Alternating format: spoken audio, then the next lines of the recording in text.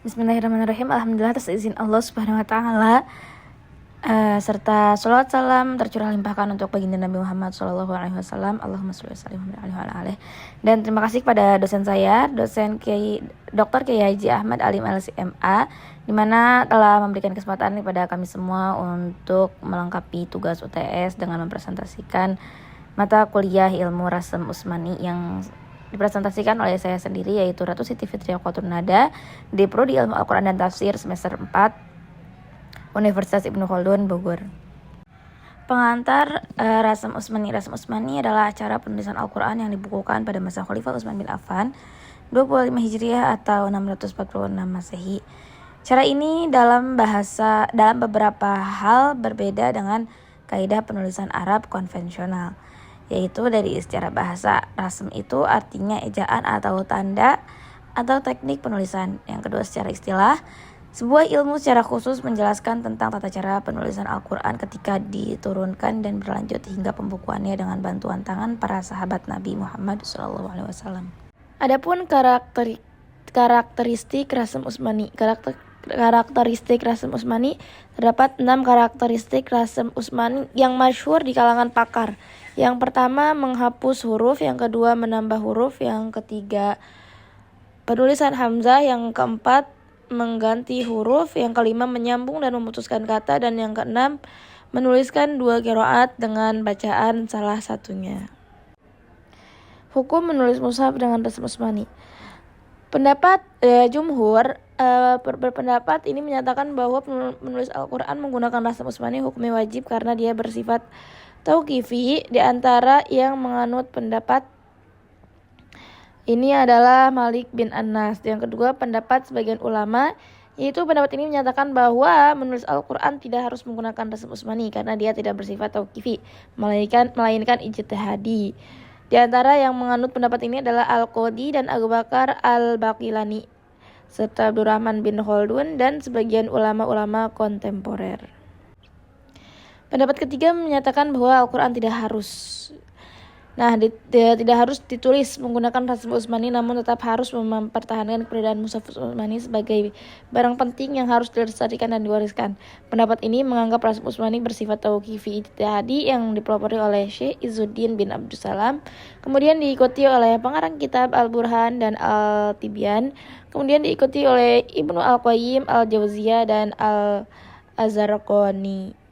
Nah, beliau-beliau ini berpendapat sesuai dengan keilmuan yang tinggi ya teman-teman, jadi tidak hanya berpendapat harus sih gitu, enggak, tapi beliau pasti mempelajari lebih dalam dan sudah sangat matang ilmuannya. Adapun metode Rasem Usmani, kaidah badal contohnya solawata jadi solata, kan dihilangin tuh wawunya.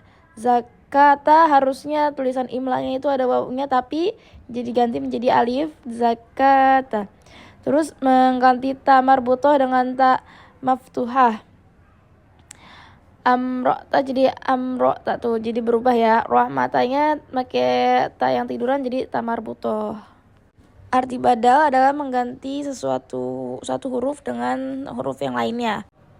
Selanjutnya kaidah perbedaan qiraat. Bila ada perbedaan qiraat Al-Quran dalam membaca sebuah kata, maka kata itu ditulis dengan qiraat yang lebih banyak digunakan. Misalkan Malik Yaumiddin ditulis dengan ma pendek karena qiraat inilah yang lebih banyak digunakan, bukan ma yang panjang. Jadi dalam bacaan Malik Yaumiddin ada yang bacanya Malik Yaumiddin, ada yang Malik Yaumiddin. Namun tulisannya ditulis dengan qiraat yang banyak digunakan oleh umat Islam di seluruh dunia. Selanjutnya kaidah fasal dan wasal. Fasal artinya memisahkan dan wasal artinya menggabungkan, yaitu menggabungkan kedua kata yang terpisah sehingga bersambung seakan merupakan satu kata. Contoh, anma menjadi ama, kalama menjadi kalma, dan ama menjadi a, nun, alif, nun, dan mim. Nah, ini kaidah ziyadah. Contoh dalam surah Al-Fajr ayat 23 ditambahkan ziyadah alif setelah huruf jim. Waji'a. Nah, ditambahkan alif ba'dal jim. Selanjutnya kaidah hamzah. Kaidah hamzah ditulis dalam bentuk alif, ya, wawu atau seperti kepala ain. Hamzah di awal kata ditulis dalam bentuk alif. Contoh, an'amta, al-anharu, ibnun. Hamzah di tengah kata ditulis menyesuaikan dengan harokat pada hamzah dan huruf sebelumnya. Urutan harokat terkuat antara hamzah dan huruf sebelumnya adalah kasroh, dhammah, fathah, dan sukun. Ditulis dalam bentuk alif apabila mengacu pada harokat fathah.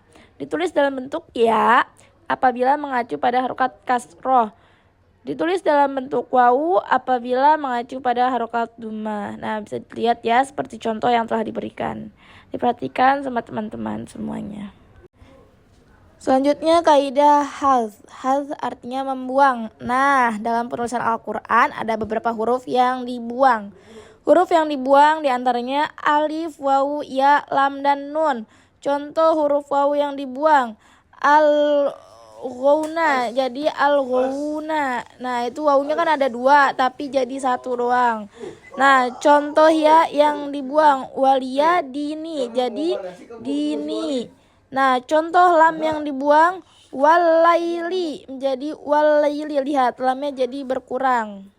Selanjutnya ada contoh nun yang dibuang, lam nakun jadi lam naku. Nah, ada kaidah alif yang dibuang. Kaidah huruf alif yang terletak di antara 2 lam.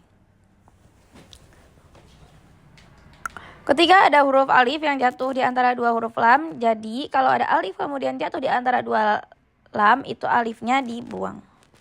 Contohnya lafaz zolala, jadi kalau ada alif di antara 2 lam itu dibuang. Kalau di mushaf kita dikasih tanda panjang aja, dan ini sebagai alamat tanda untuk memudahkan aja. Tapi ada dasar rasm Utsmani itu, kalau ada alif kemudian di antara 2 lam ini dibuang. Itu pokoknya contohnya ada di sampingnya ya teman-teman, lengkap pokoknya ya. Nah, 2 kaidah alif pertengahan pada isim musanna. Yang kedua adalah alif dibuang ketika itu berupa alif musanna. Alif musanna alif yang menunjukkan tanda atau alamat untuk kata benda yang menunjukkan 2, karena ada dalam bahasa Arab itu ada mufrad dan ada musanna, ada jamak. Dan kalau mufrad itu satu kata, kalau musanna itu 2, dan kalau jamak itu lebih dari 3, dan seterusnya. Yang keempat, kaidah alif pada angka-angka. Kaidah alif keempat adalah alif pada angka-angka, maka dihapus alif pada angka-angka tersebut kecuali pada angka 1 wahidun, maka alif tidak dibuang. Nah, yang kelima, kaidah kata benda dari bahasa non-Arab. Syaratnya berupa nama, alif yang dimaksud berada di tengah kata, kata benda harus lebih dari 3 huruf, kata tersebut diulang 3 kali dalam Al-Quran atau lebih. Kesimpulannya terdapat perbedaan penulisan. A'jam dalam rasm Utsmani, a'jam tapi sepakat ditulis alif.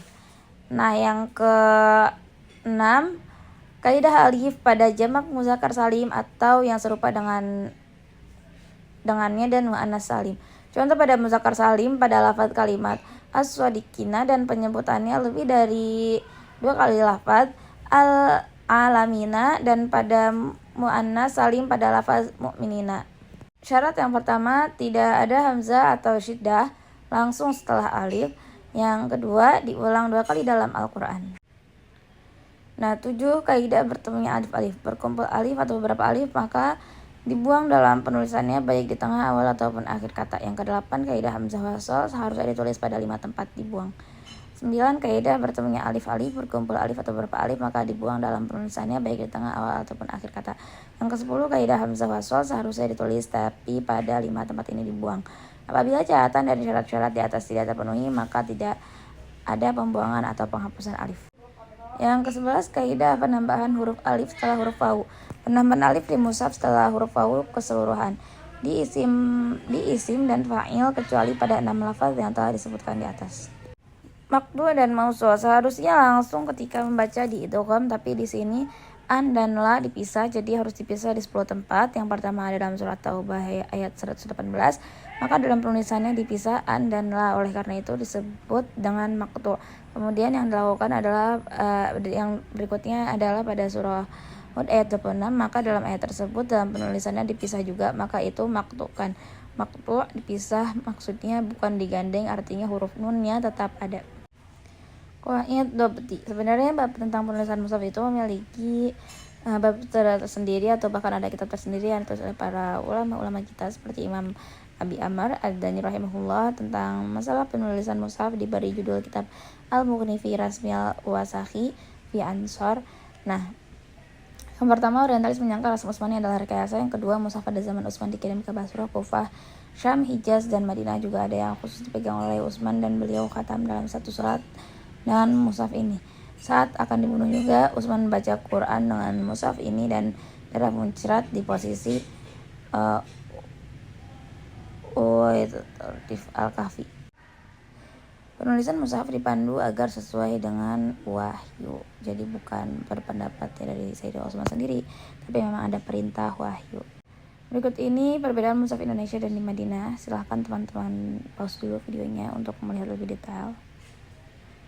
Nah, walillahi lihat ya semuanya. Alhamdulillah materi yang saya rangkum sudah selesai saya sampaikan. Semoga bermanfaat baik untuk diri saya sendiri dan juga untuk teman-teman semua yang telah menonton. Terima kasih atas waktunya dan terima kasih juga kepada Pak dosen atas kesempatan yang telah diberikan kepada saya untuk mempresentasikan materi ini dengan semaksimal mungkin. Mohon maaf bila masih banyak kurangnya dan masih harus belajar terus ke depannya. Semoga kita semua selalu menjadi orang-orang yang mau belajar dan tidak pernah putus asa untuk mencari ilmu. Terima kasih teman-teman semua. Wassalamualaikum warahmatullahi wabarakatuh.